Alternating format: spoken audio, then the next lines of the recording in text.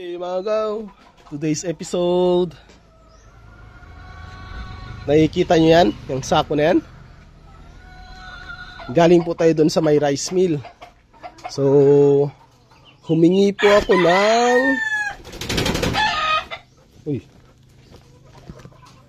eto na po, yan, pasi yung tawag namin dito, in English, rice hull. So basa-basa na po to, medyo basa po. Yan. Okay lang yan.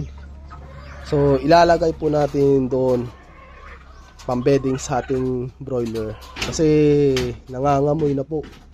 So ang gagawin natin, tatanggalin na lang natin tong plastic cellophane para wala pong sagabal. So ayun na po mga gaw, tinanggal na po yung kalahati natin ng plastic cellophane. Ito lang iniwan natin. Yung beddings nila, yan, meron na rin po, punong-puno na po yan. So effective po talaga, wala po yung amoy. Yan, hindi lang po yung sa broiler natin, tsaka sa layer.